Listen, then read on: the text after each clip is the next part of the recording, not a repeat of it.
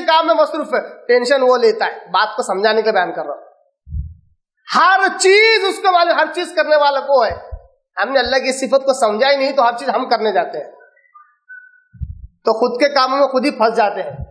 پھر آخر میں جب کچھ نہیں ہوتا نڈال ہو جاتے ہیں، اب اللہ ہی کرنے والا ہے، ارے اب تک کیوں نہیں بولا؟ پہلے بول دیتا تو اللہ پہلے ہی سے تیرے کام سنوار لیتا. اللہ کا ایک نام ہے ولی. ولی بولے تو درگاہ والے بابا نہیں، کارساز، کاموں کا بنانے والا. The one to whom you can surrender your work. ایک ایسا جس کے آگے آپ اپنا کام سونپ سکتے ہیں. اللہ تو کر دے. اللہم انی اسلمت نفسی الیک وفوضت امری الیک ووجہت وجہی الیک. آپ صلی اللہ علیہ وسلم ہر روز رات میں سورہ سے دعا پڑھتے تھے.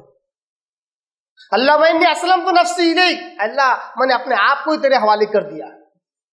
وفوضت امری الیک، میں نے سارے کام تیرے حوالے کر دیے. ہر روز رات میں آپ صلی اللہ علیہ وسلم بولتے سوتے تھے. نبی کا تو یہ توکل تھا. آج ہم اللہ کو کوئی کام سونپنا بولے تو ڈاؤٹ کرتے، ہوتا کہ نہیں ہوتا کیا پتا ہے نا. دعا مانگنا ہو تو ڈرتے بھی، مانگوں کہ نہیں مانگوں. تو مانگیں گے ایک نیا رزق، اس سے اچھا پہلے کر لو. جب کام ہوتا ہوا نظر آئے گا اللہ دے دے بولیں گے اللہ دے دیتا. استغفر اللہ، ایک بات غلط ہے. جب نہیں ہونے والا رہا تب بولو، تب اللہ کر دے گا. ورنہ جہاں ہونے والا ہے وہاں مانگنے کے بعد اللہ نہیں کر سکتا. تو اللہ کہہ کہ بے بس تب ہونا جب ناممکن ہو. کیا ہو؟ آدھی سورہ طلاق پڑھ رہا تھا، بڑی پیاری آیتیں آئی اس میں. اللہ نے کہا سورہ طلاق میں تین بہترین زندگی گزارنے کے اللہ نے فارمولے بتلائے. کیا کہا؟ مشکلوں سے نکالنے والا کون؟ اللہ. مشکلوں سے نکالنے والا. رزق دینے والا وہاں سے جہاں سے انسان کا گمان نہیں ہوتا، وہ کون؟ اللہ. گمان کیا ہے؟ انسان جہاں سوچ نہیں سکتا وہاں سے اللہ تعالیٰ راستے کھولتا ہے.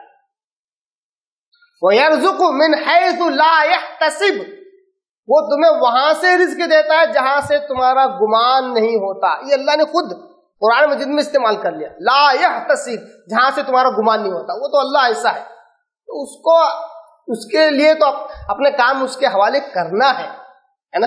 تو باتیں چل رہی تھی کہ اللہ تبارک و تعالیٰ کیا کرتا ہے، قرآن مجید کے سمجھانے کی ذمہ داری اللہ کی ہے. اب جس کو عربی گرامر نہیں آتی ہے، میں برابر وہیں آؤں گا جہاں سے میں نکلا تھا. آپ لوگ یہاں رہنا ہے نا سب لوگ، ماشاء اللہ. جس کو عربی نہیں آتا، عربی گرامر نہیں آتا ہے، عربی محاورے نہیں آتے، اب ان کا کیا؟ ان کا ٹینشن اپنے کو نہیں لینے کا ہے. آج لوگ کیا ہے، 4 کتابیں پڑھنے کے بعد دین کی پوری ذمہ داری خود لے لیتے اور ٹھیکیدار بن جاتے. تم مت پڑھو، تم مت پڑھو، ہاں تم اس کے حقدار نہیں ہیں. تم ارے میاں ابھی تو 15 سال سے مدرسے میں ڈالے، ابھی تو بچے ہیں. تم کیا بولتے؟ ایسا سنے میں نے الفاظ، 15 سال مدرسے میں ڈالے، ابھی تو بچے، ابھی تو شروعات ہو رہی ہے تمہاری. اور جو 15 سال جس نے عالمیت، فضیلت اور کیا کیا کیا، اس کو بولے ابھی تو بچہ ہے. اب جو ابھی جس نے مدرسہ دیکھا ہی نہیں، اس کا تو دین کا تو دیوالا نکل گیا، وہ تو دین کے بارے میں سوچ بھی نہیں سکتا. ہاں جو مدرسے سے نکلنے کے بعد 30 سال مدرسے میں پڑھے، ان سے جب جا کے پوچھا جاتا کہ ذرا مولانا اس آیت کا مفہوم، اس کو استاد محترم بہت اچھے سمجھا سکتے ہیں، ہم نے بھی نہیں پڑھا ہے. ان کے استاد پر جب جاتے ہیں، ہاں اس کا حوالہ ہمارے استاد نے بڑا اچھے انداز میں دیا ہے، اس میں ریفر کرنا پڑے گا. اور کہاں تک جائے گا سلسلہ در سلسلہ؟ کوئی تو ہو جو بولے یہ قرآن کیا ہے، لو سمجھو. نہیں ملتے. 30 سال مدارس میں گزارنے کے بعد بھی یہی حال ہے. ایک بھی، اللہ معاف کرے، تنقید کرنا مقصد نہیں ہے، ہزاروں مسجد ہیں، ہزاروں انگنت علماء، فاضل حضرات، مفتیان فارغ ہوتے، ایک بھی مسجد میں بیٹھے بغیر ترجمے کا قرآن آیت با آیت پڑھ کے 1 گھنٹہ درس دے کے بتائے نہیں کرتے. لپ لپ کرتے. کیوں؟ اللہ کی تو اب تک 15 سال مدرسے میں ڈالنے کے بعد، 15 سال مدرسے میں سیکھنے کے بعد اور 30 سال مدرسے پڑھانے اور ایکسپیرینس کے بعد ہم کو سمجھ میں نہیں آئی، عوام کو کیا سمجھائے. یہی حال ہے نا. انہیں کتنے مدارس ہیں صاحب، کتنے مساجد ہیں. آج بھی جمعہ خطبے کیسا ہوتے ہیں؟ नहमदुहु व नसल्ली अला रसूलिल करीम, अम्मा बाद। सबके सब सो के उठ जाते, मस्त आधा घंटा सुकूनत, शैतान रहता नहीं, मस्जिद का माहौल, फरिश्ते घेरे हुए रहते, सब सो के उठते, ये पढ़ के उठ जाते। जुमा का तो ये हाल है। बोलने का मकसद ये है कि अल्लाह तबारक व तआला ये टेंशन लेता है किसको क्या समझाया जाए। शर्त ये है कि उसकी राह पर चले। शर्त क्या है? उसकी राह पर चले। अब अल्लाह तबारक व तआला उन लोगों को कैसे समझाते जिनको अरबी आती ही नहीं। अल्लाह ने कुरान में ऐसे इंतजाम किए हैं, ये कुरान की आयत दूसरी कुरान की आयत से समझ में आ जाती है।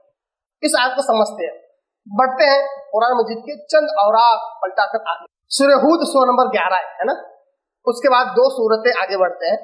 अल्लाह तबारक व तआला कहता है सूरह इब्राहिम 100 नंबर 14, पारा नंबर 13, रुकू नंबर 7 की आयत नंबर 48 और 3। अल्लाह कहता है यौम तुबद्दलुल अर्दु गैरल अर्द वस्समावात व बरज़ू लिल्लाहिल वाहिदिल क़ह्हार।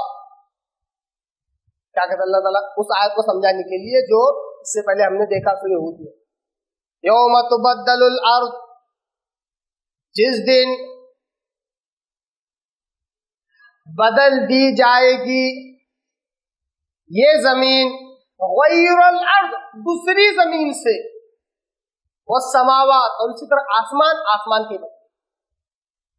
सूरह इब्राहिम 14 आयत नंबर 48, 48, 40 पर 8। यौम तुबद्दलुल अर्द गैरल अर्द, उस दिन यानी जिस दिन क़यामत कायम होगी, हशर का मैदान कायम होगा, उस दिन अल्लाह कहता है इस जमीन के बदले दूसरी जमीन लाई जाएगी और आसमान के बदले दूसरे आसमान।